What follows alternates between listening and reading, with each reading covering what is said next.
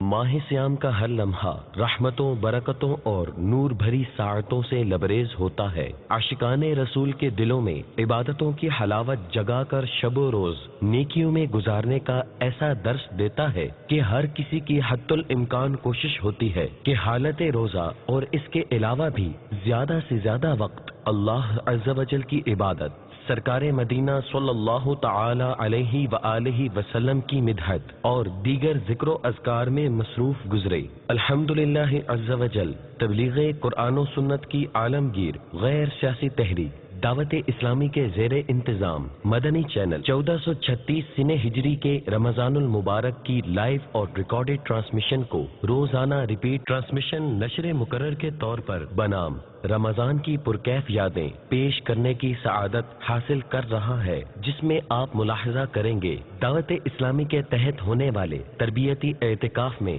امیر اہل سنت دامت برکاتہم العالیہ کا معتکفین عاشقان رسول کی تربیت کرنا، روزانہ 2 مرتبہ مدنی مذاکرہ، قرب افطار، اللہ عز و جل کی بارگاہ میں مناجات کا سلسلہ۔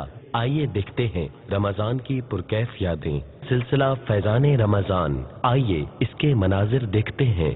جس وقت نماز کے اندر غلطی ہو جائے کوئی، وہ سجدہ صف کہاں کرنا چاہیے اور سجدہ صف کرنے کے بعد نماز کہاں سے شروع کرنی چاہیے؟ سجدہ صاحب جو ہے وہ واجبات نماز اگر بھولے سے جو ہے وہ رہ جائیں تو سجدہ صاحب لازم ہوتا ہے۔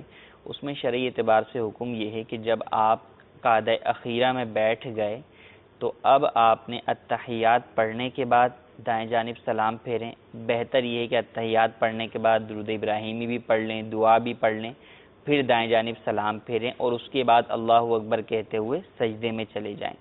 اب 2 سجدے کریں، ٹھیک ہے، اور پھر اس کے بعد اٹھ کر جو ہے وہ اتحیات اور اپنا مکمل قاعدہ جو ہے وہ دعا تک، درود ابراہیمی دعا تک مکمل کریں اور سلام پھیر لیں۔ تو اس صورت میں یہ سجدہ صاحب آپ کا ہو جائے گا اور نماز میں جو کراہت آئی تھی وہ ختم ہو جائے گی۔ ٹھیک ہے، اس کے بعد سلسلہ مدنی قاعدہ ہوا، آئیے ملاحظہ کرتے ہیں۔ تو یہ تختی نمبر 6 پیارے اسلامی بھائیوں اور مدنی چینل کے ناظرین وہ تختی ہے کہ اس میں حرکات بھی ہے، تنوین بھی ہے، حروف تہجی بھی ہے، حروف مرکبات بھی، تمام چیزیں۔ سبق نمبر 6، اب اس کی تیسری لائن پڑھتے ہیں، تو سبھی پڑھیں گے نا انشاءاللہ۔ بعض اسلامی بھائی عرصہ دراز سے مدنی قاعدہ پڑھ رہے ہوتے ہیں، مدنی قاعدہ ختم نہیں ہوتا۔ یہ آپ اسلامی بھائیوں کے لیے ایک بہترین موقع ہے کہ 1 ماہ کے اندر کوشش کی جائے گی کہ پورا مدنی قاعدہ پڑھا دیا جائے۔ پڑھیں بسم اللہ الرحمن الرحیم۔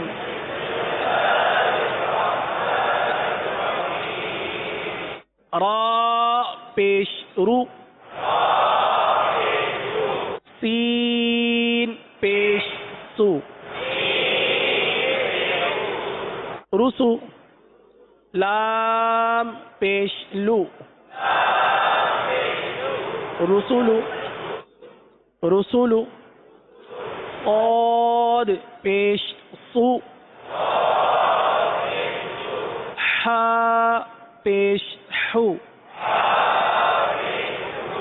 سوحو، دیکھیے سین نہیں ہے، اگر سین پڑھیں گے تو ہو جائے گا سوحو، سوحو، سو نہیں ہے، سو، صوت کو پر پڑھیں گے، سوحو، آواز کم ہے، سوحو،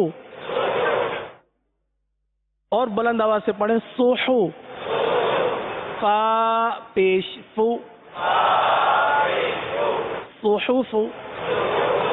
پھر آپ نے ملاحظہ کیا سلسلہ نماز کے احکام۔ دعوت اسلامی کے اشاعتی ادارے مکتبۃ المدینہ کی مطبوعہ بہار شریعت جلد اول 1250 صفحات کی کتاب، اس کے صفحہ نمبر 492 پر مسئلہ نمبر 80 اور 81 احوت یہ ہے کہ اللہ اکبر کہتے وقت نیت حاضر ہو۔ 81 تکبیر سے پہلے نیت کی اور شروع نماز اور نیت کے درمیان کوئی امر اجنبی مثلا کھانا پینا کلام وغیرہ وہ امور جو نماز سے غیر متعلق ہو فاصل نہ ہو نماز ہو جائے گی اگرچہ تحریمہ کے وقت نیت حاضر نہ ہو. آپ کا مثال کے طور پر جماعت کا وقت ہے 5:30 بجے، آپ اٹھ گئے 5 بجے، 5 بجے اٹھے، وضو کرنے کے بعد آپ نے فجر کی سنتیں ادا کی اور آپ چل پڑے، یا مسجد میں آنے کے لیے آپ چلے کہ اب میں سنتیں ادا کروں گا فجر کی سنتیں ادا کر کر آپ بیٹھے ہیں نماز کے انتظار میں. تو یہ جتنا اٹھنا، چلنا، آنا، سارا کام کرنا، کیا یہ مسجد کی جماعت حاصل کرنے کے لیے آپ نے کوششیں نہیں کی؟ تو آپ کی نیت پائی گئی، آپ اسی نیت سے گھر سے نکلے کہ میں نماز پڑھوں. تو اس طرح جب آپ سنتیں پڑھ کر انتظار میں بیٹھے ہیں تو اس وقت آپ نماز ہی کے انتظار میں بیٹھے ہیں، اس وقت آپ کی نیت تھی نماز کی، تو وہ نیت کافی ہے. جبکہ اس نیت اور جماعت کے درمیان آپ نے موبائل فون نکالا، بات چیت شروع کر دی، مدنی مشورہ شروع کر دیا، آپ نے مدنی انعامات کا رسالہ نکالا، فکر مدینہ شروع کر دی، آپ نے کچھ کھانا پینا شروع کر دیا، ایسے کوئی کام اگر آپ نے شروع کر دیے جو نماز میں نہیں ہے. کیا آپ مدنی مشورہ نماز میں کرتے ہیں؟ کیا فکر مدینہ نماز میں کریں گے؟ تو ایسی چیزیں جو ہماری نماز سے ہٹ کر ہیں، کھانا پینا، فکر مدینہ وغیرہ، اگر ایسی چیز پائی جائے تو اب دوبارہ نیت کی حاجت ہے، ورنہ وہی نیت کافی ہے. پھر پیش کیا گیا سلسلہ سبق آموز سچی کہانیاں، اس کے بھی مناظر دیکھتے ہیں. پیارے پیارے مدنی منو، دنیا کے لالچ میں جو پڑتا ہے وہ گناہ بھی کرتا ہے، جھوٹ بھی بولتا ہے، چوریاں بھی کرتا ہے، ہیرا پھیریاں بھی کرتا ہے، لیکن اس کے ہاتھ کچھ نہیں آئے گا. دنیا ایک مردار کی طرح ہے، اس کا لالچی کتا بن جاتا ہے. لالچ جو ہوتی ہے نا، یہ انسان کے اندر نافرمانی پیدا کرتی ہے، لوگوں کے حق دباتا ہے، چوریاں کرتا ہے، ہیرا پھیریاں کرتا ہے. تو جو چوری کرے، جو اللہ کی نافرمانی کرے، اس کو عزت نہیں ملتی، کیونکہ اللہ تعالیٰ راضی نہیں. اس جھوٹی دولت، جھوٹی شہرت، جھوٹی عزت، یہ کوئی معنی نہیں رکھتا. لالچ میں نہیں پڑنا چاہیے. جو لالچ کرتا ہے وہ اپنی پہلی چیز سے بھی چاہتا ہے. آپ نے وہ حکایت تو سنی ہوگی کہ ایک کتا، اس کو کہیں سے ہڈی مل گئی، وہ خوش ہو کر اسے لے کر جا رہا تھا. جب وہ ایک نہر کے پل پر پہنچا، اس کو پانی کے عکس میں ایک اور کتا نظر آیا. حالانکہ پانی کے عکس میں وہ اپنے آپ کو ہی دیکھ رہا تھا، لیکن اس نے سمجھا یہ اندر اندر ایک اور کتا جا رہا ہے، اور اس کے منہ میں ہڈی نظر آئی. اس کے دل میں خیال آیا کہ کیوں نہ میں یہ ہڈی سے چھین لوں. اب اس نے ہڈی چھیننے کے لیے جیسے ہی پل سے چھلانگ لگائی پانی کے اندر کہ اس کتے کے منہ سے میں ہڈی چھین لوں، اندر گیا تو وہ ہڈی غائب، کتا غائب. کیوں؟ کیونکہ اس کو اپنا ہی عکس نظر آ رہا تھا پانی میں. تو یہ لالچی کی مثال ہوتی ہے کہ جو لالچ کرتا ہے اس کے پاس جو اپنا مال ہوتا ہے وہ بھی چلا جاتا ہے. کئی لوگ آتے ہیں نا، کہتے ہیں سونا ڈبل کرا لو، مال دگنا کرا لو. یہ دھوکے باز فراڈیے لوگ ہوتے ہیں، وہ پہلا سونا اور پہلا مال بھی ٹھگ کے لے جاتے ہیں. تو مال کے لالچ میں نہیں پڑنا چاہیے، مال کی ہوس میں نہیں پڑنا چاہیے. حضرت عیسیٰ علیہ السلام یہ اون کا جبہ پہنتے تھے، عام سی شلوار پہنتے تھے، ننگے پاؤں، سر پر بھی بعض اوقات کوئی کپڑا وغیرہ نہ ہوتا، آنکھوں سے آنسو رواں ہوتے. بھوک کی وجہ سے آپ کا رنگ متغیر ہو گیا، پیاس کی شدت سے ہونٹ خشک ہو گئے. آپ نے اپنے حواریوں کو سلام کیا اور فرمایا اے بنی اسرائیل، اگر میں چاہوں تو اللہ کے حکم سے دنیا تمام تر نعمتوں کے ساتھ میرے قدموں میں آ جائے، لیکن میں اس بات کو پسند نہیں کرتا. ہمارے میٹھے میٹھے آقا مدینے والے مصطفیٰ صلی اللہ تعالی علیہ وسلم، انہوں نے بھی فقر کو اختیار کیا ہوا. آپ کے پاس بعض اوقات کئی دن تک گھر میں چولہا نہیں جلتا تھا. آپ صلی اللہ تعالی وسلم انتہائی سادگی والی زندگی گزارتے. آپ فرماتے تھے اگر میں چاہوں تو پہاڑ سونا بن کے میرے ساتھ چلے، لیکن آپ نے دنیا داری کو اختیار نہیں کیا، آخرت کو ترجیح دی. اللہ کے پیارے جو ہوتے ہیں یہ مال کی لالچ اور ہوس میں نہیں پڑتے، آخرت کو ترجیح دیتے. پھر ملاحظہ کیا گیا سلسلہ احکام تجارت. حضور یہ اجرت جو دی جاتی ہے، تنخواہ، اس میں بھی کوئی معیار رکھنا چاہیے. ابھی ایک جگہ ہم کسی چیز میں مکینک کے پاس کے کام کروانے، 7 سے 8 گھنٹے وہ اس کا کاریگر جو نا وہ الٹا سیدھا ہو کر کام کرتا رہا اور کل اجرت 1000 روپے بنی. وہ ہمارا کام ختم ہوا تو دوسرا آ گیا، پھر اس کے ساتھ لگ گیا، اس کے ساتھ بھی ایسے ہوا ہوگا. میں نے اس سے پوچھا آپ کو کتنی دیہڑی ملے گی؟ اس نے کہا مجھے 300 روپے دیہڑی ملے گی، اور اس کے علاوہ بھی بیچ میں چھوٹے چھوٹے کام آ رہے تھے، اس کے بھی 150 وہ مالک کی جیب میں جا رہا تھا. اب مالک جو ہے 3,000 4,000 روپے کما رہا ہے اور دیہڑی وہ 300 روپے دے رہا ہے، تو یہ انداز ٹھیک ہے، جائز ہے؟ کیا انداز ہونا لیکن چاہیے؟ جو طے ہوا ہے وہ تو جائز ہے، ٹھیک ہے، لیکن ایک ہوتا ہے درد. ٹھیک ہے، چلو ٹھیک ہے، آپ نے تنخواہ 300 ہی مقرر کر دی، کبھی ایسا ہو کہ یہ بیمار ہو صحیح، تو اس کی دوائی دلا دیں. ٹھیک ہے، کبھی اس کو کسی شادی میں جانا ہے تو کچھ پیسے دے دیں، کچھ تحفے کے لیے کوئی چیز دے دیں. تو یہ ایک دل ہوتا ہے انسان کا. ایک آدمی ہوتا ہے کنجوس طبیعت آدمی ہوتا ہے، ٹھیک ہے، وہ کہتا ہے میں کیوں دوں، میرا کیا تعلق اس سے. اور ایک ہوتا ہے درد دل رکھنے والا آدمی. تو آج بیان یہ کیا جا رہا ہے کہ تھوڑا سا جو آپ کے ساتھ اٹھنے بیٹھنے والے ہیں ان کے متعلق بھی درد محسوس کریں. ان کے بھی گھر ہیں، وہ بھی جو ہے وہ خوشیاں دیکھنا چاہتے ہیں. میں ایک اسلامیہ کو جانتا ہوں، ایک نوجوان اجتماع میں آنا جانا شروع کیا اس نے، اور وہ موٹر سائیکل کی دکان پر کام کرتا تھا.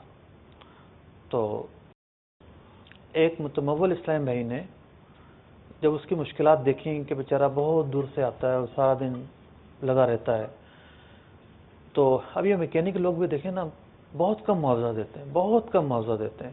اتنا کام کرواتے ہیں، خود بعض اوقات ٹھیکوں پہ کام لے لیتے ہیں، جیسے الیکٹریشین ہوئے، لیکن اپنے جو ساتھ جن کو لے کے چلتے ہیں ان کو بہت کم معاوضہ دیتے ہیں. تو انہوں نے جب اس کی مشکلات دیکھیں تو 4-5 سال پہلے کی بات ہے، 25,000 روپے اس کو دیے کہ تم یہ اوزار وغیرہ لے لو، جو موٹر سائیکل کھولنے بند کرنے میں جو اوزار کام آتے ہیں، اور کرایہ پر دکان لے کے بیٹھ جاؤ. وہ لے کے بیٹھ گیا، اس کی دکان چل پڑی، اور آہستہ آہستہ آہستہ وہ 25,000 روپے اتار دیے اس نے سال 2 سال میں. لیکن آج تک وہ اس اسلامی بھائی کا احسان نہیں بھولتا ماشاءاللہ، کہ اس کی وجہ سے جو ہے مجھے یہ دکان نصیب ہوئی ہے، پاؤں پہ کھڑا ہوا ہوں، آج میں کسی کا محتاج نہیں ہوں، اور بڑی اچھی سی دکان چل رہی ہے ماشاءاللہ. تو اس طرح بعض اوقات چھوٹی رقم سے بھی. دنیا میں 2 طرح کے لوگ ہوتے ہیں، اس سے انکار نہیں ہے. کچھ فراڈیے لوگ ہوتے ہیں جن کا کام ہی ہاتھ پھیلانا ہوتا ہے، لیکن کچھ وہ لوگ ہوتے ہیں جو فراڈیے نہیں ہوتے، واقعی مستحق ہوتے ہیں. انہیں کوئی رکشہ لے کے دے دیا جائے، کوئی کیبن جو ہے وہ کھول کے دے دی جائے، کوئی اور جو ہے وہ چھوٹا موٹا مال رکھوا دیا جائے. اب ان کا نصیب ہے، چلے یا نہ چلے ایک الگ بات ہے. پھر بندہ بھول جائے، احسان نہ جتلائے. اگر وہ دکان چل جاتی ہے، اپنے پاؤں پر کھڑا ہو جاتا ہے، تو پھر احسان نہ جتلائے، بلکہ آخرت کے لیے اس کو باقی رکھے. دور گرمی بہت زیادہ ہے، آج کل رمضان کا مہینہ ہے، بالخصوص سندھ کے اندر، کراچی کے اندر، تو لوگ کھلے پانی میں نہاتے ہیں، نہروں کے اندر. کراچی میں تو شاید نہ ہو، دوسرے شہروں میں ہو، تو ناک میں کان میں پانی چلا جاتا ہے، آنکھوں کے ذریعے بھی چلا جاتا ہے، روزہ ٹوٹ جائے گا؟ دیکھیں، آنکھ کے ذریعے پانی جانے میں روزے پر کوئی اثر نہیں پڑے گا، کان کے ذریعے پانی جانے پر بھی کوئی اثر نہیں پڑے گا. ٹھیک ہے، لیکن اگر ناک کے ذریعے پانی داخل ہوا یا منہ کے ذریعے پانی داخل ہوا اور وہ حلق سے اتر گیا تو روزہ ٹوٹ جائے گا. ٹھیک ہے، تو نہروں میں نہانے والے اس بات کا خیال رکھیں. احتیاط کریں. حضور، زکوٰۃ کے حوالے سے سوال کرنا تھا کہ جب رقم دی جاتی ہے بلڈرز کو بلڈنگ بنانے کے لیے، وہ فلیٹ دیتے ہیں تو ایڈوانس میں وہ بکنگ لیتے ہیں، اور پھر جیسے جیسے بلڈنگ کنسٹرکٹ ہوتی ہے ویسے ویسے پیسے لیے جاتے ہیں. تو اس حساب سے کچھ رقم 5 سال پہلے دی گئی تھی، لیکن وہ بلڈر نے بلڈنگ آج تک نہیں بنائی، اور اب جو ہے وہ پیسہ واپس مل رہا ہے. تو ان 5 سالوں میں اس کے اوپر زکوٰۃ نہ دی گئی کیونکہ وہ فلیٹ کے مد میں تھی، گھر کی مد میں تھی، تو اس کے اوپر زکوٰۃ نہیں دی گئی تھی ابھی تک 5 سالوں میں. تو اب یہ پیسے جو مل رہے ہیں، تو اب کیا 5 سال کی زکوٰۃ اس پر ہوگی کہ پھر 1 سال کی ہوگی؟ کیسے اس کا حساب بنے گا؟ عملی طور پر جو فقہی صورتحال ہے ٹھیک ہے، وہ یہ ہے کہ اس طرح کا جب کوئی معاہدہ ہوتا ہے فلیٹوں کی لین دین کا، تو یہ بے لازم ہو جاتی ہے، بے لازم ہو جاتا ہے. لازم ہو جاتی ہے. ٹھیک ہے، اور قانونی اگر پہلوؤں کو دیکھا جائے تو کوئی بھی فریق جو ہے، اچھا اس کے اندر مختلف کیٹیگری ہیں، اگرچہ کہ یہ بے استثناء ہے، صحیح، لیکن ایک آدمی فرنیچر بنواتا ہے، ایک آدمی کسی موچی سے جوتے بنواتا ہے یا زیور بنواتا ہے، سب کے اندر عرف جدا جدا ہے. ٹھیک ہے، لیکن جو فلیٹوں کا معاملہ ہے، یہ تو ایک ایسا معاملہ ہے کہ اس میں کاغذات بنتے ہیں. ٹھیک ہے، وہ جو محکمہ زمین ہوتا ہے، جو بھی محکمہ ہے، شہر میں بھی تو اس میں جا کر رجسٹر ہوتے ہیں، صحیح، اور بہت سارے جو نا وہ ڈاکومنٹ بننے کے بعد یہ معاہدہ ہوتا ہے. ٹھیک ہے، تو یہ تو ایک بے لازم ہو گئی، خرید و فروخت ڈن ہو گئی، اس بندے نے بنا کر دینا ہے. تو کسی نے اگر رہنے کے لیے مکان لیا ہے، بک کروایا ہے، تو چونکہ وہ رہنے کے لیے، اس لیے اس پر زکوٰۃ نہیں ہے. ٹھیک ہے. اگر کسی نے بیچنے کے لیے بک کروایا ہے تو پھر بیچنے کے اعتبار سے تو وہ مال تجارت ہوا. ٹھیک ہے. تو یہ جو انہوں نے صورتحال بیان کی ہے، تو وہ گھر چونکہ انہوں نے بک کروا دیا تھا، کام بھی فلیٹوں میں شروع ہو جاتا ہے، تو اس دوران بے ہو چکی تھی. ٹھیک ہے. اب بے کا جو تقاضا ہے، ظاہر بات ہے جو پیسے اس کو دے دیے بنانے والے کو، وہ اس کی ملکیت ہو گئے. صحیح. ان کے نہیں رہے. ٹھیک ہے. جب ان کے نہیں رہے تو زکوٰۃ کس چیز کی؟ صحیح. تو جب ان کے نہیں رہے اور پھر یہ ہے کہ اب واپسی ہو رہی ہے، تو یہ جو واپسی ہو رہی ہے یہ ایک نیا سودا ہو رہا ہے. اچھا، سودا پچھلا ختم ہو کر، پچھلا سودا ایک طرح سے سمجھے ختم ہو کے ایک نیا سودا ہونے جا رہا ہے. ٹھیک ہے. یہ تو بے استثناء ہے، ایک آدمی کوئی چیز خرید لے اور پھر واپس کرنے آ جائے کہ یار اس میں ذرا سمجھ میں نہیں آئی، واپس کر لو، تو یہ بھی ایک نیا سودا ہے. ٹھیک ہے. بے، اس کو اکالا کہا گیا ہے، اکالا بے جدید ہے. ٹھیک ہے. تو اس تناظر کے اندر اور جو پس منظر بیان کیا گیا، ان پر زکوٰۃ نہیں ہے. لیکن اب جو پیسے ہاتھ میں آ گئے، اب دوبارہ بلکہ ہاتھ میں بھلے نہ آئے ہوں، لیکن جب ان کا وہ سودا ختم ہو گیا صحیح. اور ان کا استحقاق ان پیسوں میں نکل آیا، تو جب بھی ان کا سال پورا ہو ان پیسوں کو شامل کریں گے. ٹھیک ہے. اس کے اوپر دوبارہ پھر اگلے سال زکوٰۃ ہوگی، مطلب جب بھی بن رہی ہو سکتا ہے اسی سال بن جائے. ٹھیک ہے. جزاک اللہ. اس کے بعد نشر کیا گیا علم و حکمت سے مزین مدنی مذاکرہ. آئیے اس کے مناظر دیکھتے ہیں. میرا سوال یہ ہے کہ بعض طرف گاؤں میں لوگ جمع ہو کر تاش کھیلتے ہیں. اس میں بعض اوقات نوجوان شامل ہوتے ہیں اور بعض بوڑھے افراد بھی. بعض تو مسجد کے بالکل قریب بیٹھے ہوتے ہیں لیکن مسجد میں نہیں آتے.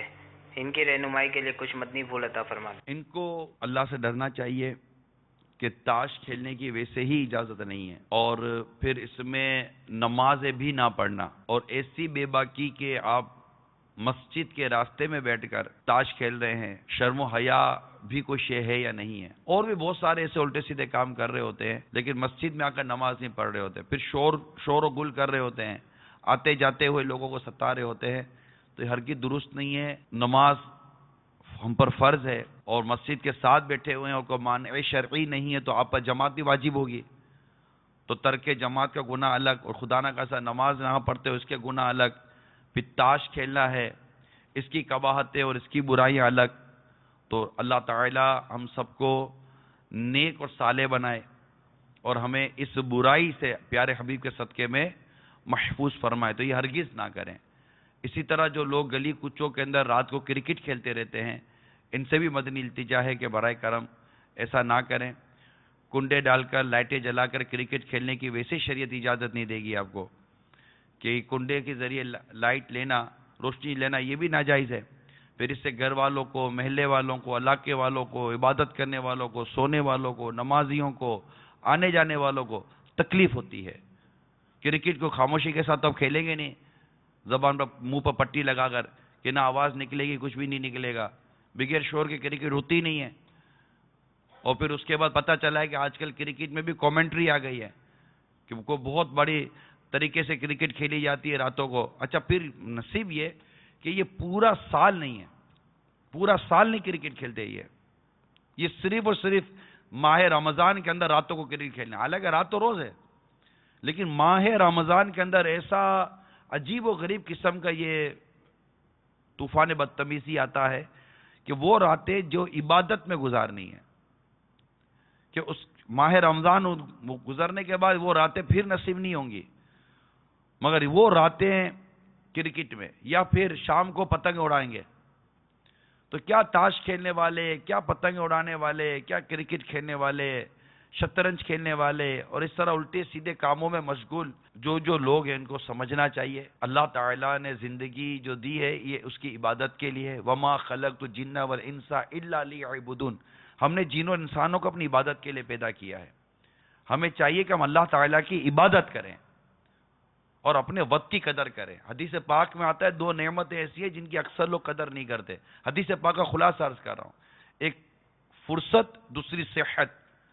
اس کی اکثر لوگ قدر نہیں، کئی لوگ اس کی قدر نہیں کرتے. فرصت ہوتی ہے تو گناہوں میں، صحت ہوتی ہے تو غفلت و گناہوں میں گزار دیتے ہیں۔ اگر انسان روزے سے ہو تو کسی غیر عورت سے بات کر سکتا ہے، اپنی گرل فرینڈ سے یا وغیرہ سے؟ اگر روزے سے ہے کوئی تو اپنی گرل فرینڈ وغیرہ سے، غیر محرم سے بات کر سکتا ہے۔ روزے میں ہو یا نہ ہو، بلا اجازت شرعی کسی اجنبی عورت سے بات کرنے کی اجازت نہیں ہے، کہ اس سے بہت سارے فتنے پیدا ہو سکتے ہیں، اور اگر روزے میں ہے تو زیادہ بچنے کی کوشش کرے تاکہ روزے کی روحانیت باقی رہے اور فتن و فساد سے بچا رہے۔ یہ نہ سوچے کہ میں کچھ نہیں ہوتا، میں نہیں پھسلتا تو میں مضبوط ہوں۔ یہ کہنا ہی آپ کی کمزوری کی علامت ہے کہ آپ نے اپنے نفس پر بھروسہ کر کے ہی بتا دیا کہ آپ کتنے کمزور ہیں۔ جو نفس سے نہیں لڑ سکتا اس سے کمزور کون ہوگا؟ تو ہرگز اس طرف نہ جائیں، بلکہ عام اجنبی لڑکیوں کے مقابلے میں گرل فرینڈ سے بات کرنا یہ زیادہ خطرناک ہے۔ اسی طرح اگر کوئی منگیتر ہے تو اس سے بات کرنا اور خطرناک ہو جائے گا۔ یعنی جتنا آپ کا رشتہ اس کے قریب سے قریب تر ہوتا چلا جا رہا ہوگا، جبکہ نکاح نہیں ہوا تو وہ ایک اجنبی عورت ہے۔ ایک عام اجنبی عورت سے بات کرنا ابھی بھی بندے کو تھوڑا بہت اس میں ہچکچاہٹ پیدا ہوگی، لیکن اگر گرل فرینڈ ہوگی تو اس سے تو اور بے تکلفی کے ساتھ بات کرے گا۔ اور گرل فرینڈ کلچر بھی نہیں ہونا چاہیے۔ What do you mean for girl friend and what do you mean for boy friend? یہ اسلام کا نیچر نہیں ہے۔ یہ اسلام اور دین اس کی اجازت کیسے دے سکتا ہے؟ اسلام اور دین تو پردے کا درس دیتا ہے، حیا کا درس دیتا ہے، ڈسٹینس بتاتا ہے، ڈفرینسز بتاتا ہے، فاصلہ رکھیں اور دوری رکھیں۔ ہمارا دین، ہمارا اسلام تو ایک دیوار کھینچتا ہے کہ یہ مرد ہیں یا عورت ہے، یہ اجنبی ہیں۔ حتیٰ کہ اجنبی عورت کو یہاں تک تاکید ہے کہ اگر کوئی اجنبی مرد اس سے بات کرتا ہے تو وہ اس سے بات بھی لوچدار آواز میں نہ کرے کہ اس سے سامنے والے کا دل للچائے۔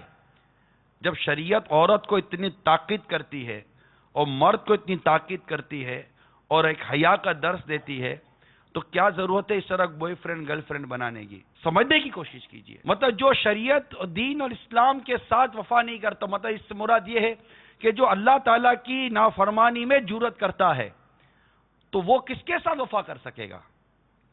موٹی سی بات ہے۔ تو ایسا نہیں کرنا چاہیے۔ روزے میں تو بالخصوص اپنے آپ کو بچانا چاہیے کہ روزہ کا تو بنیادی مقصد ہی قرآن یہ فرماتا ہے لعلکم تتقون، تاکہ تمہیں تقوی نصیب ہو۔ امیر سنت کے رسالے وسوسے اور ان کا علاج کے صفحہ نمبر 30 پر ہے کہ نماز میں بھی شیطان تنگ کرتا اور دھیان بٹاتا ہے۔ مسلم شریف کی روایت ہے، حضرت سیدنا عثمان بن ابی عاص رضی اللہ تعالی عنہ فرماتے ہیں، میں نے عرض کی یا رسول اللہ صلی اللہ تعالی علیہ وآلہ وسلم، شیطان مجھ میں اور میری نماز اور تلاوت میں حائل ہو گیا، نماز مشتبہ یعنی مشکوک کر دی۔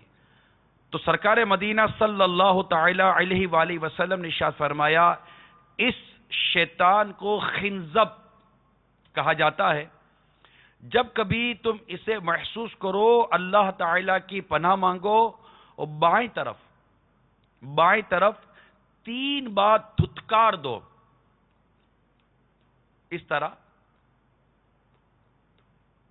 ایسا نہیں کہ پاس والے کو بھی لگے کہ مجھ پر تھوک رہا ہے، بس 3 بار دھتکار دو۔ چنانچہ میں نے یہی کیا تو اللہ عز و جل نے اسے دفع فرمایا۔ مفسر شیر حکیم الامت مفتی احمد یار خان رحمت اللہ تعالی علیہ اس حدیث پاک کے تحت فرماتے ہیں کہ نماز شروع کرتے وقت تکبیر تحریمہ سے قبل تجربہ ہے کہ جو تحریمہ یعنی نماز شروع کرنے سے پہلے اس طرح یعنی الٹی طرف 3 بار دھتکار کر لا حول شریف یعنی لا حول ولا قوت الا باللہ العلی العظیم پر لے، پھر تحریمہ کرے یعنی نماز شروع کرے، دوران نماز میں نگاہ کی حفاظت کرے، وہ یوں کہ قیام سجدہ گاہ یعنی سجدے کی جگہ، رکوع میں پشت قدم یعنی پاؤں کے پنجے کی اوپری سطح، سجدے میں ناک کے بانسے یعنی ناک کی ہڈی پر، جلسے یعنی 2 سجدوں کے درمیان بیٹھنے میں، اور قاعدہ یعنی التحیات وغیرہ پڑھنے میں گود میں نظر رکھے تو انشاءاللہ عز و جل نماز میں حضور قلب یعنی خشوع و خضوع نصیب ہوگا۔ دعوت اسلامی کے اشاعتی ادارے مقتۃ المدینہ کی مطبوعہ کتاب بہار شریعت جلد 3 16واں حصہ صفحہ نمبر 505 پر صدر الشریعہ بدر الطریقہ حضرت علامہ مولانا مفتی محمد امجد علی اعظمی علیہ رحمت اللہ الکوی فرماتے ہیں مریض کی عیادت کرنا سنت ہے. اگر معلوم ہے کہ عیادت کو جائے گا تو اس بیمار پر گراں گزرے گا، ایسی حالت میں عیادت نہ کرے. عیادت کو جائے اور مرض کی سختی دیکھے تو مریض کے سامنے یہ ظاہر نہ کرے کہ تمہاری حالت خراب ہے، اور نہ سر ہلائے جس سے حالت خراب ہونا سمجھا جاتا ہے.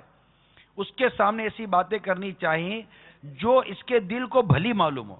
اس کی مزاج پرسی کرے، اس کے سر پر ہاتھ نہ رکھے مگر جبکہ وہ خود اس کی خواہش کرے. فاسق کی عیادت بھی جائز ہے کیونکہ عیادت حقوق اسلام سے ہے اور فاسق بھی مسلم ہے. بس اس کے سامنے کوئی ایسی بات نہ کرے جو اس پر گراں گزرے. ایک کتاب میں نے پڑھا، بہت عجیب بات تھی. ایک شخص کسی مریض کی عیادت کے لیے گیا اور اس کی حالت تھوڑی سیریس تھی. کہا کیا ہوا آپ کو؟ عموماً ہم پوچھتے ہیں کیا ہوا آپ کو، تو اس نے بتایا کہ مجھے یہ ہوا. دیکھو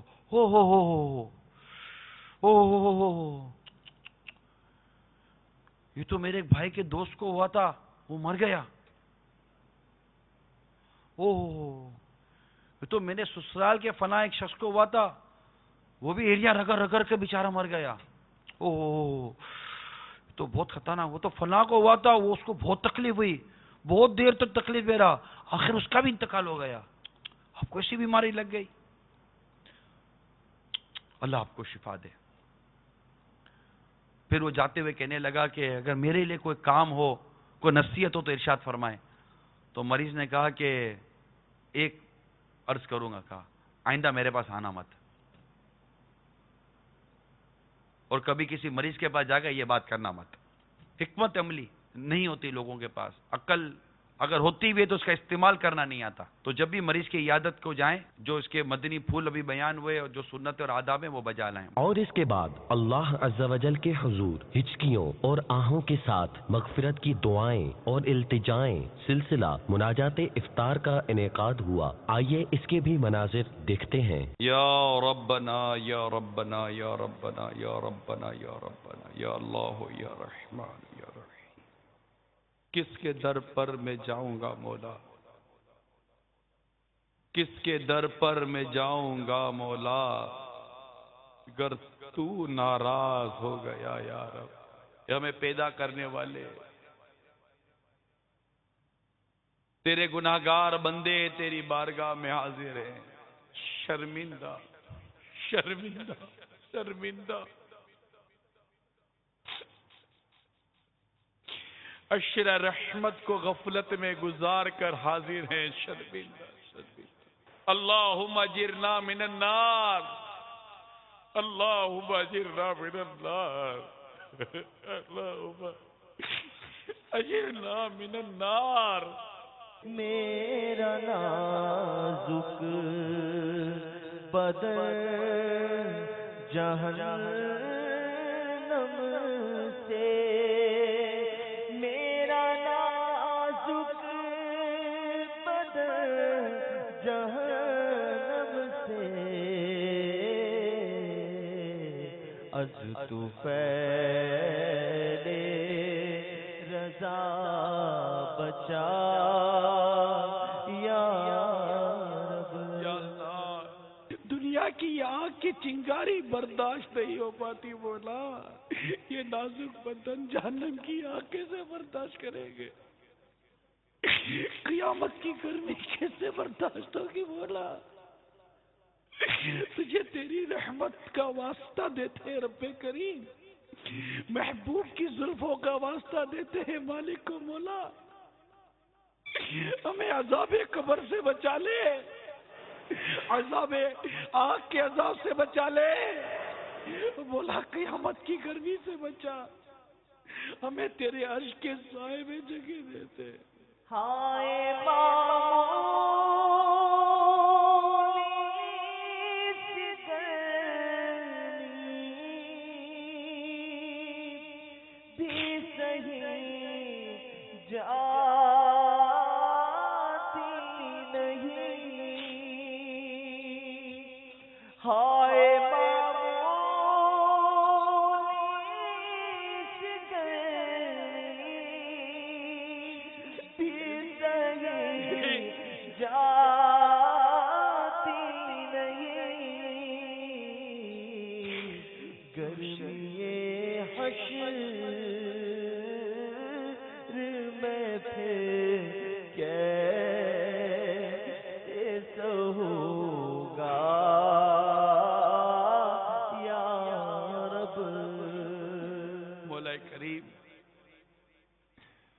कितने ही मरीज, बीमार, कर्जदार, बे औलाद, परेशान हाल, तंगदस्त, रोजगार नहीं खुल रहे होंगे, बेचारों के तंगदस्ती हो गई होगी, मोहताजी हो गई होगी, कर्जे लेने पड़ रहे होंगे। रब्बे करीम,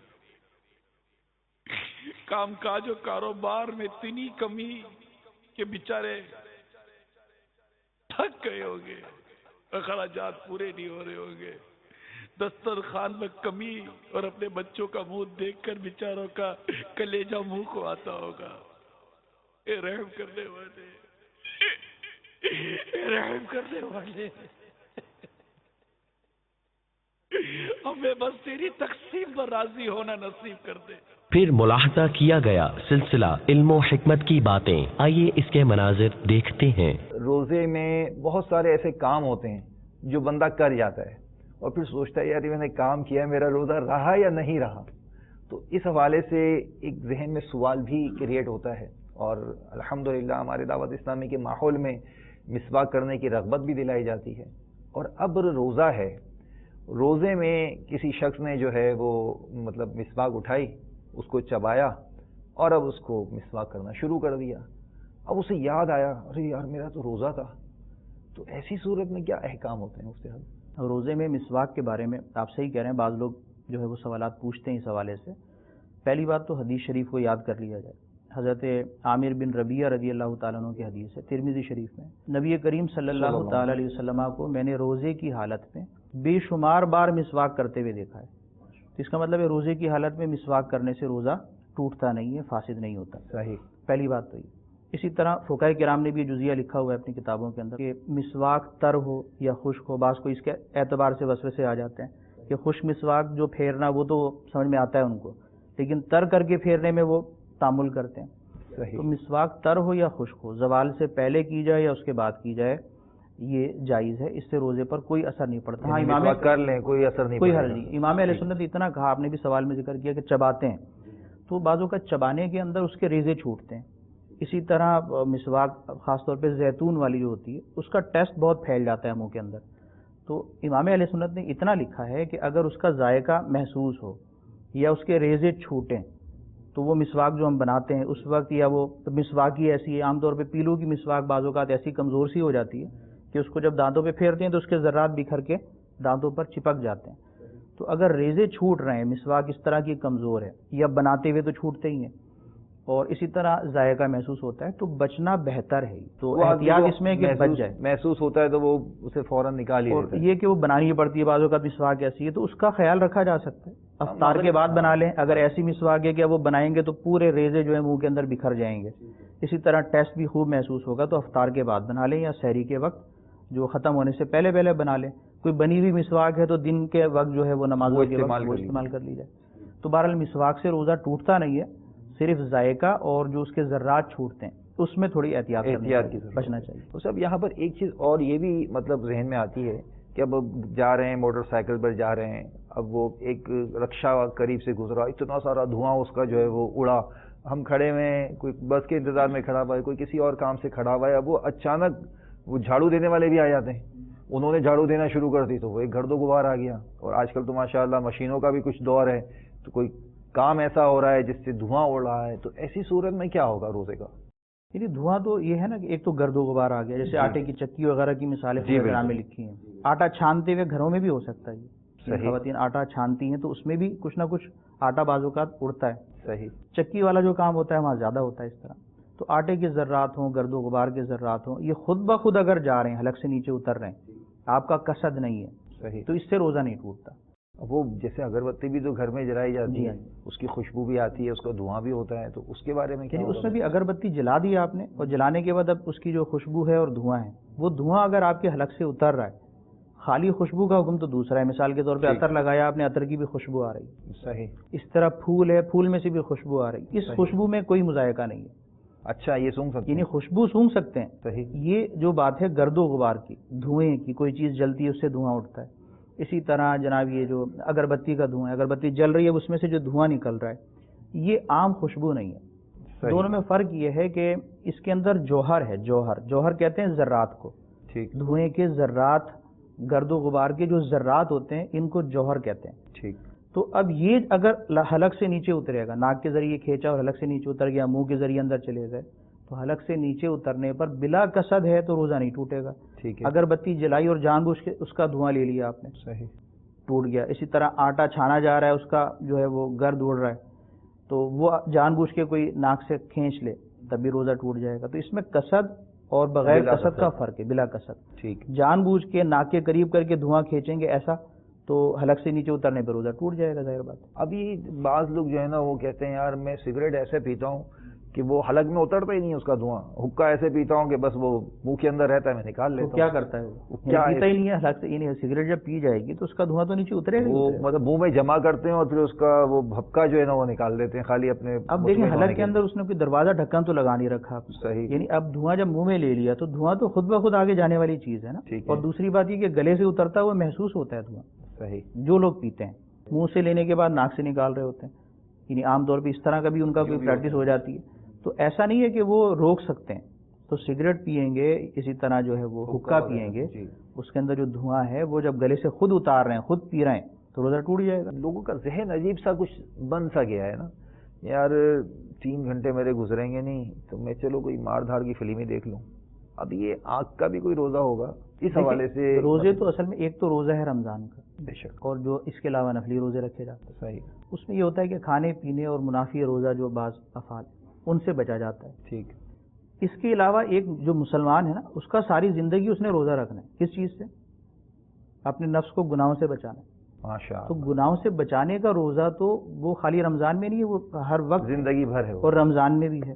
مقدس دنوں کے اندر گناہ، شرارت، اپنی نفسانیت اور عبادت کو جو ہے وہ خشوع اور خضوع اور اس کے آداب کے ساتھ ادا نہ کرنے، یہ ایک قابل مذمت بات ہے. تو روزہ رکھا ہے تو روزہ ہو جانا اور چیز ہے، لیکن اس کو درجہ قبول کی طرف لے جانا. پھر روایتیں بھی ایسی ہیں کہ جس کی زبان بےہودگی میں لگی رہتی ہے اور وہ نہیں سوچتا کہ اسے کھانا پینا چھوڑ دیا تو اللہ تعالیٰ کو اس کے روزے کی کوئی پرواہ نہیں. اس طرح کی روایات بھی ہیں. تو آنکھ کا بھی روزہ ہوتا ہے، ٹھیک. اسی طرح زبان کا بھی روزہ ہوتا ہے. اللہ تعالیٰ نے یہ اعضاء دیے ہیں، قرآن کریم میں ہے کہ بروز قیامت یہ اعضاء ہمارے خلاف گواہی دیں گے. صحیح. تو روزے میں بھی دیں گے اور روزے کے علاوہ بھی دیں گے.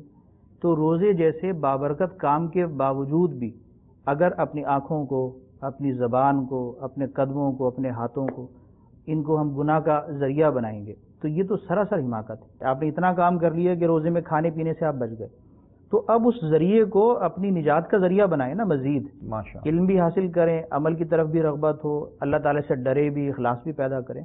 تو روزہ جب اس طرح گزاریں گے نا تو اس کی برکات پھر وہ سارا سال اور ساری زندگی ملتی، ساری زندگی رہے گی. اور پھر دیکھیں مفتی صاحب، ان کو میں سمجھتا ہوں ایک مشورہ دے دیتے ہیں ہم ناظرین کو. جی ہاں. کہ بھئی آپ نے کچھ دیکھنا ہی ہے نا، تو مطلب اس دیکھنے کا ایک پیارا سا انداز دعوت اسلامی نے پیش کر دیا. دیکھنے کا موقع اگر ہے تو وہ آپ مدنی چینل دیکھیے، اور دن بھر اگر آپ کا ذہن ہے کہ یار میرا ٹائم پاس نہیں ہو رہا، آپ یقین کریں ٹائم پاس نہیں، ٹائم قیمتی ہو جائے گا. آپ انشاءاللہ مدنی چینل دیکھیں گے، اس میں آپ کے ٹائم کو جو ہے نا وہ انشاءاللہ مزید دوام مل جائے گا. اس کے بعد آپ نے ملاحظہ کیا سلسلہ سائیڈ ایفیکٹ. گھریلو جھگڑوں کا اتنا سائیڈ ایفیکٹ ہے، اتنا سائیڈ ایفیکٹ ہے، اتنا سائیڈ ایفیکٹ ہے کہ مطلب ہم باہر امن کی کیا بات کریں، کسی شہر کی، کسی علاقے کے، کسی ملک کی امن کی کیا بات کریں. ہمارے اپنے گھروں میں جو بد امنی کا ماحول بنا ہوا ہے، ہم باہر محبت، پیار، الفت، ایک دوسرے کے لیے قربانیوں کی کیا بات کریں. ہمارے گھر کے اندر نہ محبت، نہ پیار، نہ الفت، نہ قربانی، اور بہت عجیب و غریب ماحول ہے. ایک دوسرے کو جیسے کہ کاٹنے کو تلے ہوئے ہیں، ایک دوسرے کے بعض جان کے دشمن بنے ہوئے ہیں. کوئی نہ کوئی وجہ بن جاتی ہے اور جھگڑا ہو جاتا ہے، لڑائی ہو جاتی ہے، شور و پکار ہو جاتا ہے، اور اس میں کوئی کسی کو مار دیتا ہے، کوئی کسی کو جلا دیتا ہے.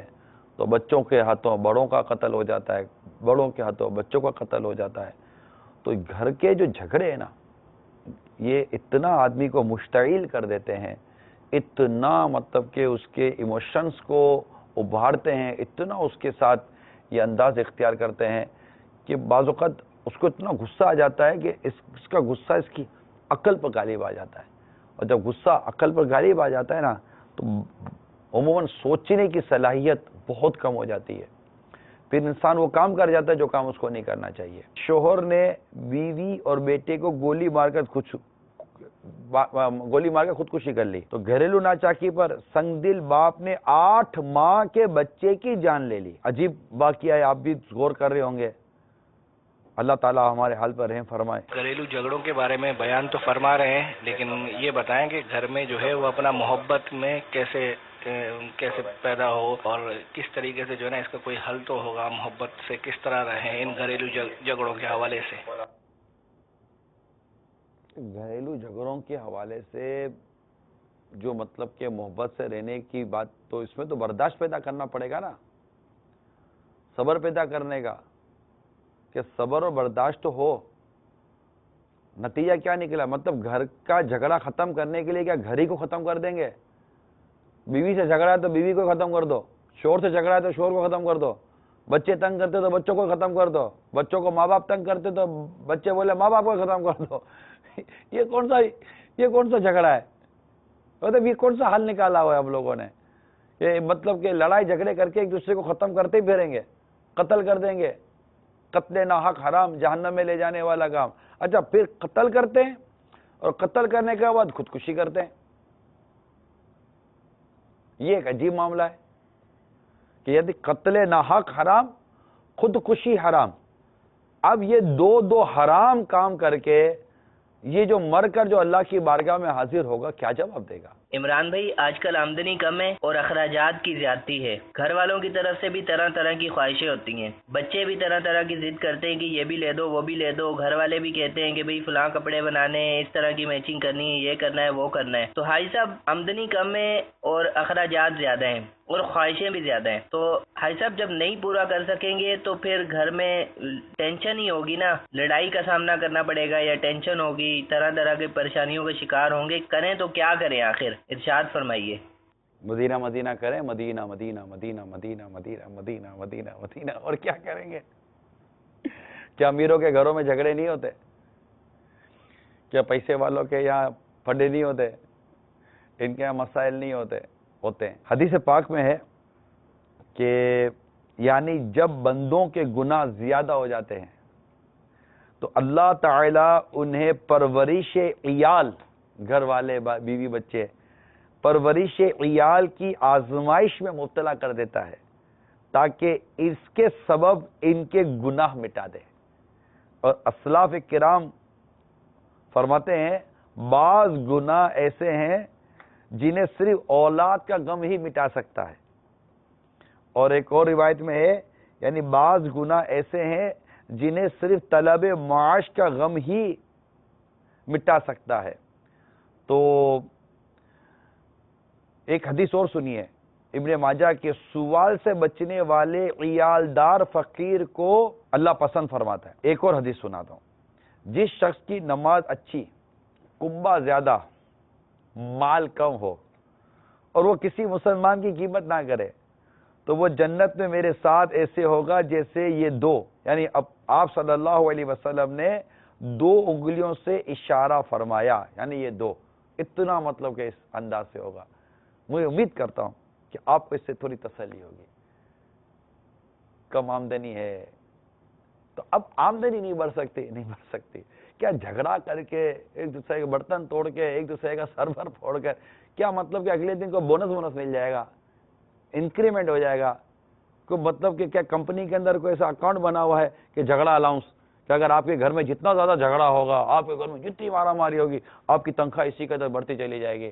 تو ایک تو تنخواہ کم مانا، مہنگائی زیادہ یہ بھی مانا، خواہشات بھی دم نہیں توڑتی یہ بھی مانتا ہوں، لیکن جھگڑا کر کر ان تمام چیزوں سے کیا آپ کو حاصل ہوگا؟ اب چوتھی چیز تو آپ کے ہاتھ میں تھی، آمدنی آپ بڑھا نہیں سکتے تھے، ٹھیک ہے، مہنگائی آپ کم نہیں کر سکتے تھے، ٹھیک، اب 2 چیزیں رہ گئیں، خواہشات کو قابو کریں اور جھگڑے سے بچیں، آپس سے پیار و محبت سے رہیں، اتفاق سے رہیں، ایک دوسرے کی غربت و تنگی میں ایک دوسرے کی مدد کریں۔ اس کے بعد نشر کیا گیا علم و حکمت سے مزین مدنی مذاکرہ، آئیے اس کے مناظر دیکھتے ہیں۔ ایک عابد کہیں بیٹھا رب کی عبادت کر رہا تھا، تو ایک گناہگار کا وہاں سے گزر ہوا، اس نے دیکھا کہ عابد کے سر پر بادل سایہ کیے ہوئے، عابد عبادت کر رہا رب کی، اس کے سر پر بادل سایہ کیے ہوئے. گناہگار نے دیکھا تو اس کا بڑا مطلب دل للچایا کہ یہ ماشاءاللہ بڑا مطلب کہ عبادت گزار شخص ہے، اس پر بادل سایہ کر رہا ہے، جاؤ چلتے ہیں، چل کر اس عبادت گزار کی برکتیں لیتے ہیں. یہ گیا اور وہ عبادت گزار کا جب وہ بیٹھا تو عبادت گزار کو تکبر کا بھوت سوار تھا. اسے دیکھا، بولا تو گناہگار سیاکار بدکار میرے پاس کیا کر، ہٹ یہاں سے، اور جھاڑ کر اس کو بگا دیا. جانے کو تو وہ چلا گیا. اللہ تعالیٰ نے اس وقت کے نبی کو وحی فرمائی اور فرمایا جا کر ان دونوں کو خبر دو، عابد کو بولو تیرے تکبر نے تیرے ساری نیکی اعمال کو برباد کر دیا، نئے سرے سے اعمال کر. اور اس گناہگار کو بولو اللہ تعالیٰ نے تیری مغفرت فرما دی، تو بھی نئے سرے سے اعمال کر. یہ ہوتا ہے گرو تکبر، عاجزی ہونی چاہیے، انکساری ہونی چاہیے. ایک شخص اونچائی پر بیٹھا، گناہگار تھا، برا شخص تھا، پانی نیچے کی طرف بہتا تھا، اوپر بیٹھا منہ ہاتھ دھو رہا تھا.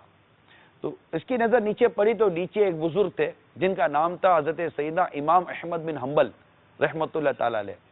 اس نے دیکھا تو وہ پہچان گیا، تو حضرت تو اللہ کے نیک بندے ہیں، یہ تو عجیب سی بات ہے کہ میں اوپر ہاتھ پیر دھو رہا ہوں، میرا پاؤں اور ہاتھ کا لگا ہوا پانی حضرت کے پاس جا رہا ہے. نہ یہ درست نہیں ہے، میں گناہگار آدمی، یہ اللہ کے نیک بندے ہیں. یہ وہاں سے اٹھا نیچے چلا گیا، حضرت سے بھی نیچے چلا گیا اور یہ نیت کی کہ حضرت کے ہاتھ اور پیر کا، حضرت وضو فرما رہے تھے، حضرت کے ہاتھ اور پیر کا لگا ہوا دھون والا پانی یہ مجھے ملے تو میرا بھی کو بیڑا پار ہو جائے. عمل کرتا کر گیا، انتقال ہوا. مرنے کے بعد کسی خواب میں دیکھ کر پوچھا ما فعل اللہ بکا، اللہ تعالیٰ نے تیرے ساتھ کیا معاملہ فرمایا؟ کہنے لگا امام احمد بن حنبل رحمۃ اللہ تعالیٰ علیہ کے ادب نے میری مغفرت کر دی. یہ ہے عاجزی عاجزی عاجزی عاجزی عاجزی. بالکل اس میں اللہ تعالیٰ کی خفیہ تدبیر سے ہم سب کو ڈرنا چاہیے کہ کس کو علم ہو، عمل ہو، عبادت ہو، جو بھی ہو، ہم نہیں جانتے کہ ہمارا انجام کیا ہوگا. اللہ سے خاتمہ بالخیر کی دعا ہے، اللہ ہمارا خاتمہ بالخیر فرمائے. رب تعالیٰ کو بندے کی عاجزی بہت پسند ہے، بندہ عاجزی کرے، تکبر نہ کرے، عاجزی کرے. ہم محتاج ہیں، لاچار ہیں، بے بس ہیں، مجبور ہیں، اس کے بندے ہیں. وہ رزق دیتا ہے ہم کھاتے ہیں، وہ پہننا دیتا ہم پہنتے ہیں، وہ پینا دیتا ہم پیتے ہیں. اس نے پیدا کیا ہے ہم جی رہے ہیں، وہ موت دے گا ہم مر جائیں گے. ہماری اوقات کیا ہے؟ کچھ بھی نہیں، نتھنگ. مظلوم کی بد دعا سے ڈرنا چاہیے کہ نہ جانے کس مظلوم کی بد دعا کیا رنگ دکھا دے. ایک شخص تھا، مالدار آدمی تھا، اس کے ہاتھ کا درد نہیں جاتا تھا، شدید درد اس کے ہاتھ میں، شدید درد. اس نے بہت کچھ علاج کرائے، بڑے بڑے ڈاکٹروں کو دکھایا، لیکن اس کا علاج نہیں ہو رہا تھا. دواؤں پہ دوائیں، دواؤں پہ دوائیں. آخر کار کہتا رہا کہ جب آتی ہے نا تو پھر سب کی سمجھ میں بھی آ جاتی ہے. آخر وہ روحانی علاج کی طرف گیا کہ کوئی اوراد و وظائف لوں، کوئی تعویذات لوں. تو تعویذات لینے گیا، ورد و وظائف لیے. اب جس کے پاس گیا تو وہ بھی ایک مطلب ایک وہاں لوگوں پر فرق پڑتا تھا. اب وہ اس کا علاج کرتے رہے مگر اس کے درد میں فرق نہیں آتا تھا. کئی علاج ہوتے رہے، فرق نہیں آیا. ان کو بھی حیرت ہوئی کہ یہ پتہ نہیں کیا مسئلہ ہے کہ میں تعویذ دے رہا ہوں، ورد و وظائف ہو رہے ہیں، لیکن اس کا ہاتھ ہے کہ درست نہیں ہو پا رہا. چند دنوں کے بعد تعویذ جو دے رہے تھے انہوں نے ہمت کر کے ایک بات کی. بڑا آدمی تھا، سیٹھ صاحب تھے، تو بات کرتے ہوئے تھوڑی آدمی جھجکتا ہے. کہا کہ ایک بات بتاؤں، میں تو علاج کر رہا ہوں آپ کا لیکن فرق نہیں آ رہا. ایک مشورہ دیتا ہوں آپ کو، برا نہ مانے تو. جی جی کہیے کہیے. آپ تھوڑا ماضی میں جھانکیں، اپنی زندگی میں جا کے کسی کے ساتھ کوئی غلطی تو نہیں ہو گئی آپ کے ساتھ. اب یہ سننا تھا کہ وہ تھوڑا تیش میں آ گیا. ٹھیک ہے ٹھیک ہے، آپ اپنا کام کیجئے، اور بر بر بر کرتا ہوا وہاں سے چلا گیا. اب وہ بھی سمجھ گیا کہ یار یہ بیچارے کو لگتا ہے روگ نمبر لگ گیا، یہ سمجھنے والا آدمی تھا نہیں. خیر چند دنوں کے بعد وہ تعویذ والے جو بابا تھے کہیں جا رہے تھے اور سامنے سے وہ شخص آ رہا تھا جس کے ہاتھ میں تکلیف تھی، بڑا خوش باش اور ہاتھ بھی اس کا سیٹ اور حشاد بشاش. اچانک سامنا ہو گیا. سامنا ہوا تو کہا کہ آپ نے مجھے پہچانا؟ کہا ہاں ہاں ہاں ہاں آپ کے تو وہ ہاتھ. جی ہاں. کیا ہوا؟ بولا میرا ہاتھ صحیح ہو گیا. اچھا صحیح ہو گیا تو چلے شکر اللہ کا. اب اس کی ہمت نہیں ہو رہی تھی پوچھنے کی کہ کیا ہوا، لیکن خود اب وہ سیٹھ صاحب آگے بڑھے اور کہا کہ بات یہ ہے کہ مجھے خود آپ سے ملنا تھا، معذرت چاہنی تھی، میرا اس دن انداز اچھا نہیں تھا، لیکن آپ کی بات پر میں غور کرتا رہا اور غور کرتے کرتے میں ماضی میں چلا گیا. مجھے زندگی کا ایک واقعہ یاد آیا. وہ واقعہ یہ تھا کہ میں پیسے والا تھا، میری بہت عالیشان کوٹھی تھی اور میں اپنی کوٹھی کو وسیع کر رہا تھا کہ میرے کوٹھی کے ساتھ ایک پلاٹ تھا اور میں چاہتا تھا یہ پلاٹ اگر مجھے مل جائے تو میری کوٹھی اور مطلب اس کا وہ لوکیشن اور دائرہ کار وسیع ہو جائے گا. اب وہ کوٹھی تھی، وہ زمین تھی ایک بیوہ کی. میں اس سے رابطے کروائے، اس کو طرح طرح کی آفریں کی. اس کے ایک چھوٹے یتیم بچے تھے. اس بیوہ نے کہا کہ نہیں مجھے بیچنا نہیں ہے، یہ بچے بڑے ہو جائیں گے تو یہ پلاٹ ان کو کام آئے گا. ان کے والد صاحب یہ پلاٹ چھوڑ کر گئے، لیکن میں بضد تھا، مجھے یہ پلاٹ چاہیے تھا اور یہ مان نہیں رہی تھی. تھوڑی بڑی عمر کی بھی ہو گئی تھی. اچانک مجھے بھی کیا گھومی، پیسے والا تو تھا، تعلقات بھی تھے، میں نے فائل وائل بنائی، الگ سے پیپر بنائے، رشوتیں دیں، یہ کیا وہ کیا، اپنے نام پر پیپر کروائے، پلاٹ بھی اپنے نام پر کروا لیا، یعنی قبضہ کر لیا اور میں نے اس کو اپنی کوٹھی میں شامل کر لیا. اب میں جب وہاں کام دیکھنے کے لیے پہنچوں تو مزدور کام کرتے تھے میری کوٹھی میں. اب یہ عورت آتی تھی اور ہاتھ ہلا ہلا کر کچھ بڑ بڑ کرتی تھی، روتی تھی. میرے مزدور بھی ہنستے تھے، میں نے بھی لفٹ نہیں کرائی. اب پتہ نہیں مجھے ایسا لگا کہ کہیں عورت مجھے بددعا دے کر تو نہیں گئی، اور آپ نے مجھے کہا تھا کہ میں ماضی میں جھانکوں. میں اب اس عورت کو ڈھونڈتا رہا اور مجھے اس کا پتہ چلا، پھر اس سے رابطہ کروایا تو اس نے مجھے واقعی جو پتہ چلا یہی تھا کہ اس نے مجھے بددعا دی تھی اور اس بددعا کی وجہ سے میری یہ پوزیشن ہو گئی تھی. اب میں نے اس عورت کو پیسے دے کر جو مجھ سے ہو سکتا تھا دے کر اس کو راضی کرنے کی کوشش کی اور اس سے مطلب کہ اپنے لیے دعا کرائی کہ میرے لیے دعا کر دے کہ میرا ہاتھ صحیح ہو جائے. تو وہ کہتے ہیں کہ جیسے ہی اس عورت نے اپنے ہاتھ اٹھائے، دعا کی، ابھی اس کے ہاتھ پورے نیچے نہیں آئے تھے کہ میرے ہاتھ کا درد ختم ہو گیا. یہ تھا. سوچ لیجئے جن کو جو تکالیفیں آتی ہیں. ویسے آج کل تو چلتا ہے یہ سب قبضے اور یہ اور ماردار، یتیموں کا مال، بیواؤں کا مال کھا جاؤ، مظلوموں کا مال کھا جاؤ، پلاٹوں پر قبضے کر لو، جائیدادوں پر قبضے کر لو، یہ کر لو وہ کر لو. مطلب اتنے عجیب و غریب ماحول ہے کہ جو کمپیوٹر کے ذریعے بھی لوگوں کے اکاؤنٹ میں چلے جائیں گے اور پتہ نہیں کیا کیا کریں گے. ان کے پاسورڈ چوری کر لیں گے، ان کے کریڈٹ کارڈ کے پاسورڈ چوری کر لیں گے، ان کا دولت پیسہ لوٹ لیتے ہیں. اچھا یہ بیچارے مظلوم اے ٹی ایم مشین جو ہمارے یہاں لگی ہوئی ہیں بینکوں کی، ڈیبٹ کارڈ ہوتے ہیں، ان کے اکاؤنٹ کے پیسے نکلوانے کے لیے ایک سہولت دی گئی ہے کہ آپ کارڈ ڈال کر اپنے پیسے نکالنے ہوتے ہیں ڈیبٹ کارڈ کے ذریعے. اب یہ بیچارے اپنے پیسے نکالنے کے لیے جاتے ہیں، دو آدمی تار میں کھڑے ہوئے ہوتے ہیں، تارتے رہتے ہیں. مظلوم ایک بیچارہ اندر گیا، وہ گن لے کر اندر چلے گئے، ایک باہر کھڑا ہوا ہے، اس سے کارڈ پر کارڈ ڈلوا رہے ہیں، پیسے پر پیسے لے رہے ہیں، مار رہے ہیں، پیٹ رہے ہیں، باہر نکلو گے تو مار دیں گے. موٹر سائیکل بیٹھ کر بھاگ گئے، خوب گل چھڑے اڑائے، پیسے اڑائے. موبائل بھاگتے بھاگتے چھین کر چلے گئے، بھاگتے بھاگتے کسی کا پرس لوٹ کر چلے گئے، بھاگتے بھاگتے کسی کی موٹر سائیکل چھین کر چلے گئے، کسی کو دھکا مار کر اس کی کار لے کر چلے گئے، کسی کو بچے کو اٹھا کر چلے گئے، کسی کا کیا کر لیا، کسی کا کیا کر لیا. پیسے مل گئے، لاکھوں روپے مل گئے، ہزاروں روپے مل گئے، موبائل مل گیا، یہ مل گیا، بک بھی گیا. چوری کا مال خریدنے والے بھی آپ کو بے حیا قسم کے، بددیانت قسم کے لوگ بھی مل گئے جن کو پتہ ہے کہ یہ چوری کا مال ہوتا ہے اور انہوں نے یہ کام کھولا ہوا ہوتا ہے کہ یہ سستا مال ملے گا اور ہم اس بیچ کر نفع کمائیں گے. سب کچھ ہو گیا، آپ کو کسی نے نہ جانا. ایک مرتبہ کسی مظلوم کی بددعا لگ گئی نا، بیڑا غرق ہو جائے گا. نمازی کے آگے جو سترہ ہوتا ہے اس کی شرعی مقدار کیا ہے؟ نمازی کے آگے سترے کی مقدار یہ ہے کہ ایک ہاتھ اونچا ہو اور کم از کم ایک انگل موٹا ہو. یہی ہے. ایک ہاتھ اونچا ہو اور ایک انگل موٹا ہو، وہ نمازی کے آگے سترے کا کام کر سکتا ہے کہ اگر امام کے بھی آگے وہ ہو یا کسی نمازی کے آگے وہ کم از کم اتنا ہو تو وہ اس کے پھر آگے سے گزر سکتے ہیں۔ اس کے بعد دیکھا سلسلہ فیضان سحری، آئیے اس کے مناظر دیکھتے ہیں۔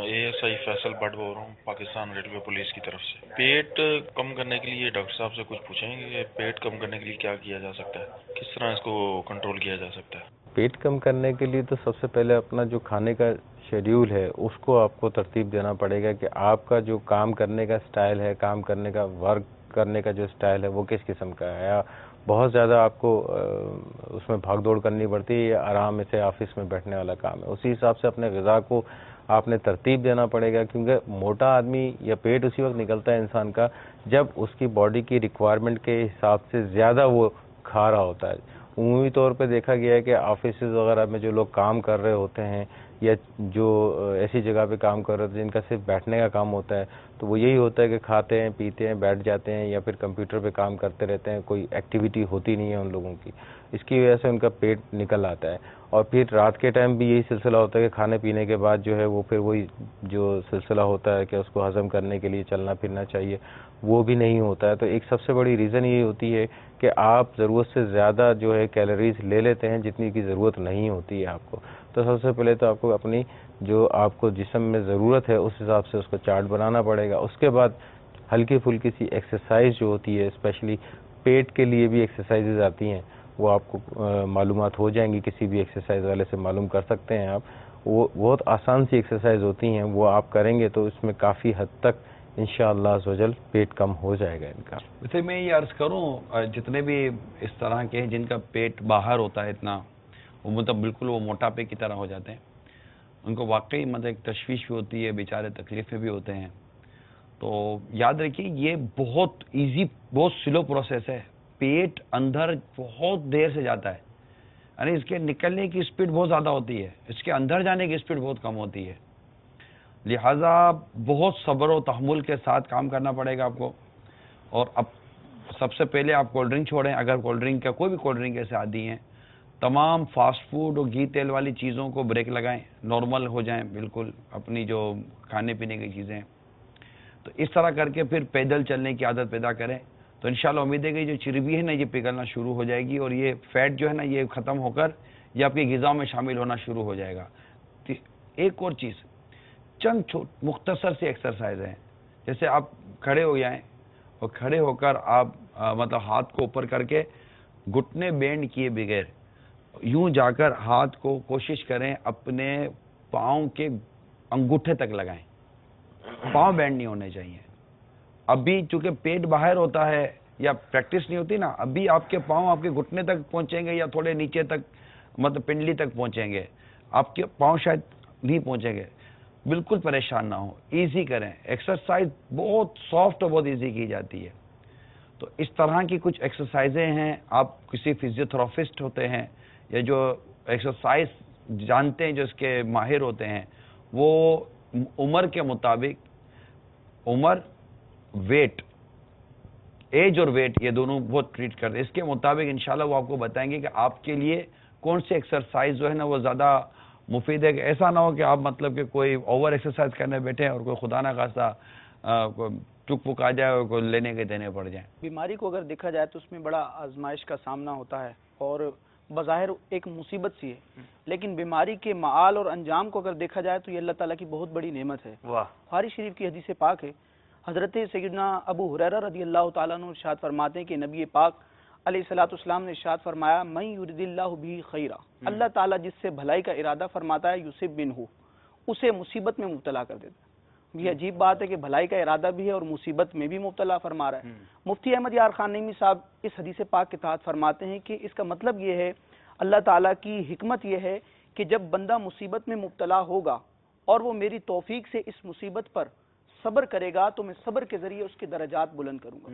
یعنی بعض درجات ایسے ہوتے ہیں کہ عبادت کے ذریعے بندہ ان درجات تک نہیں پہنچ سکتا، وہ مصیبت میں مبتلا ہونے پر اور صبر کرنے کی وجہ سے ان کو پا لیتا ہے۔ ام المؤمنین حضرت سیدتنا عائشہ صدیقہ رضی اللہ تعالیٰ عنہ ارشاد فرماتی ہیں کہ قال رسول اللہ صلی اللہ علیہ وسلم، اللہ کے رسول صلی اللہ تعالی وسلم نے ارشاد فرمایا لا یصیب المؤمن شوکۃ فما فوقها الا رفعه اللہ بها درجہ وحط عنه بها خطیئہ، یعنی بندہ مومن کو ایک کانٹا چبھتا ہے یا اس سے بڑھ کر کوئی مصیبت درپیش ہوتی ہے تو اللہ تعالیٰ اس کے عوض، اس کے بدلے میں اس بندہ مومن کے، اپنے اس بندے کے درجات بلند فرماتا ہے اور اس کی خطائیں معاف فرماتا ہے۔ ترمذی شریف کی ایک اور بڑی پیاری روایت ہے جس میں نبی پاک علیہ الصلوۃ والسلام نے ارشاد فرمایا ان عظم الجزاء مع عظم البلاء، یعنی جتنی بلا اور مصیبت بڑی ہوگی اتنا ہی اجر و ثواب بھی زیادہ ہوگا۔ اور ارشاد فرمایا ان اللہ اذا احب قوما ابتلاهم، جب اللہ تعالیٰ کسی قوم سے محبت فرماتا ہے تو انہیں مصیبت میں مبتلا فرماتا ہے۔ فمن رضی فلہ الرضا، جو اس مصیبت پر راضی ہوتا ہے اس کے لیے اللہ کی رضا ہے۔ ومن سخط فلہ السخط، اور جو اس مصیبت پر ناراض ہوتا ہے تو معاذ اللہ اس کے لیے ناراض۔ اور ٹرانسمیشن کے آخر میں ملاحظہ کیا یو ایس اے اور کینیڈا کے ناظرین کے لیے پیش کیا جانے والا سلسلہ بلیسنگ آف رمضان، آئیے اس کے بھی مناظر دیکھتے ہیں۔ حضرت سیدنا امام اعظم ابو حنیفہ نعمان بن ثابت رضی اللہ تعالیٰ عنہ فرمایا کرتے تھے کہ ایک حدیث مبارکہ ہے، اس کا مفہوم یہ ہے کہ امام کے پیچھے قرات نہیں کی جائے گی، سورۃ فاتحہ نہیں پڑھی جائے گی۔ تو کچھ لوگوں کا یہ موقف تھا کہ امام کے پیچھے قرات کی جائے گی، تو کافی سارے لوگ امام اعظم ابو حنیفہ رضی اللہ تعالیٰ عنہ کے بارگاہ میں حاضر ہوئے اور کہنے لگے ہم آپ سے مباحثہ کریں گے، آپ سے مناظرہ کریں گے، آپ ہمیں دلائل دیں کہ یہ کیسے ہو سکتا ہے۔ تو امام اعظم ابو حنیفہ نے بڑی ایک دانائی، عقل مندی والی، اور وہ کلم الناس علی قدر عقولہم، لوگوں کی عقلوں کے مطابق اور ان کے رتبوں کے مطابق کلام کرو۔ آپ نے ایک بہت ہی نفسیاتی طور پہ ایک بات کی، آپ نے فرمایا کہ تم اتنے سارے لوگ ہو، میں سب سے ایک وقت کے اندر بات تو کر نہیں سکتا، تو تم اپنے تمام لوگوں میں سے ایک بندے کو منتخب کرو جو تم سے اچھا عالم ہو، تمہارا نمائندہ ہو، مجھ سے گفتگو کرے۔ تو انہوں نے کہا ٹھیک ہے، ہم آپس میں سے ایک شخص کو اپنا نمائندہ، اپنا امام منتخب کرتے ہیں۔ سبحان اللہ، کو بہت پیارا مدنی پھول اس سے ملا کہ جب بھی کوئی مسئلہ حل کرنے جائیں، کوئی فیصلہ کرنے جائیں، تو یہ بھی بول رہا ہے، وہ بھی بول رہا ہے، تیسرا بھی بول رہا ہے، چوتھا بھی بول رہا ہے، اس طرح تو آپ سمجھ بھی نہیں پائیں گے کہ مسئلہ کیا ہے۔ مطلب یہ ہمیں سکھا دیا کہ جب بھی کچھ چند افراد کا فیصلہ کرنا چاہیں تو ان میں سے ایک کو نمائندہ بنا لیں، وہ ساری باتیں کریں تاکہ تسلی سے بات سمجھ آئے اور اس کا فیصلہ کیا جائے۔ ماشاءاللہ، مدینہ مدینہ۔ امام اعظم ابو حنیفہ رضی اللہ تعالیٰ عنہ نے ان لوگوں سے فرمایا کہ جب تم اس کو اپنا امام منتخب کر لو تو وہ مجھ سے بات کرے گا، اس کا جیت اس کی ہار، تمہاری جیت اور تمہاری ہار ہوگی۔ انہوں نے کہا بالکل، مان لیا اس بات کو۔ تو امام اعظم ابو حنیفہ رضی اللہ تعالیٰ نے فرمایا کہ پھر تو مسئلہ ہی حل ہو گیا، میں بھی یہی کہتا ہوں۔ انہوں نے کہا آپ کیا فرماتے ہیں؟ امام اعظم ابو حنیفہ رضی اللہ تعالیٰ نے فرمایا کہ میرا موقف یہ ہے، میں یہ کہتا ہوں کہ امام کے پیچھے جو مقتدی ہوں گے وہ سورہ فاتحہ نہیں پڑھیں گے، امام کی قرات ہی مقتدیوں کی قرات ہے۔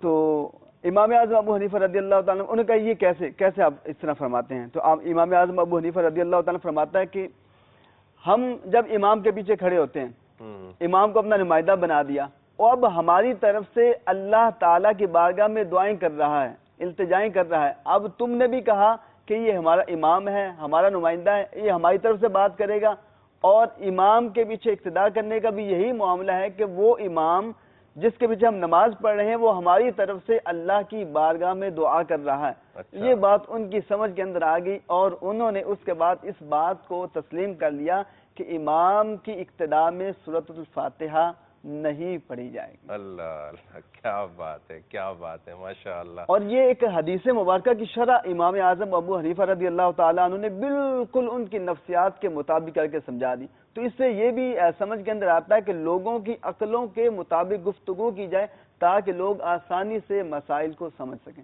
ہاں، سبحان اللہ، سبحان اللہ۔ جی جی، کیا فرماتے ہیں؟ ایک تو یہ اپنے اسلامی نے فیصلہ سنایا، یہ عقل کے مطابق ایک مقولہ جیسے ہے کہ کلم الناس علی قدر عقولہم، لوگوں سے ان کی عقلوں کے مطابق کلام کرو، ایک اصول ہے نا، نفسیاتی اصول، کہ سامنے والے جیسے ہوں تو ویسا ان سے کلام کیا جائے۔ اگر سامنے علماء ہوتے یا سامنے صاحب علم شخصیات ہوتی تو امام اعظم یقیناً ان کے سامنے علمی قرآن کی دلیل دیتے، حدیث پاک کی دلیل دیتے، یہ دلائل دیتے. کیا تو اسی چونکہ یہ اسلامی نے اپنے عقلی طور پر ایک فیصلہ امام اعظم کا سنایا، تو اس میں ایک دو باتیں اور عرض کروں گا کہ امام کے پیچھے قراءت کرنے کے حوالے سے ایک تو قرآن پاک کی آیت کریمہ ہے وَإِذَا قُرِئَ الْقُرْآنُ فَاسْتَمِعُوا لَهُ وَأَنصِتُوا لَعَلَّكُمْ تُرْحَمُونَ، اور جب قرآن پڑھا جائے تو خاموش رہو اور کان لگا کر سنو تاکہ تم پر رحم کیا جائے. اگر سننے کے لیے بیٹھے ہیں تو فرض ہو جائے گا سننا، سننا فرض ہو جائے گا. اور اب دیکھیے جب امام قراءت کرتا ہے تو پیچھے مقتدی، ظاہری بات ہے پیچھے مقتدی ہیں، سننے ہی کے لیے آئے ہیں، تو سننا ان کے لیے ضروری ہے. تو اس کے ضمن میں علماء فرماتے ہیں کہ سننا ضروری ہے. ایک یہ تو اب ذہن میں سوال پیدا ہوتا ہے کہ چلیے یہ تو جہری نمازوں میں ہو گیا، جو جہری نماز ہے بلند آواز سے قراءت جو آہستہ پڑھی جاتی ہیں، اچھا جو آہستہ پڑھی جاتی ہیں، ظہر اور عصر کی نمازیں، تو اس میں کیا کرے؟ تو اس بارے میں ایک حدیث پاک ہے، نبی پاک علیہ السلام نے ارشاد فرمایا قراءۃ الامام لہ قراءۃ، کہ امام کی قراءت ہی مقتدی کی قراءت ہے. قراءۃ الامام قراءۃ لہ، قراءۃ لہ، مختلف اس طرح کے الفاظ ہیں حدیث میں. تو یہ یعنی کہ امام کا پڑھنا ہی مقتدیوں کا پڑھنا ہے. تو یہ دلائل اس طرح بے شمار ہیں. تو ضمن میں عرض کر دیے کہ صرف یہی نہیں کہ عقلی طور پر اس کو خاموش کروا دیا یا کوئی کہنے والا کہ نہیں جی یہ تو عقلی طور پر کر دیا آپ نے، دلائل تو ہے ہی نہیں. تو دلائل بے شمار ہیں اس میں. ماشاء اللہ.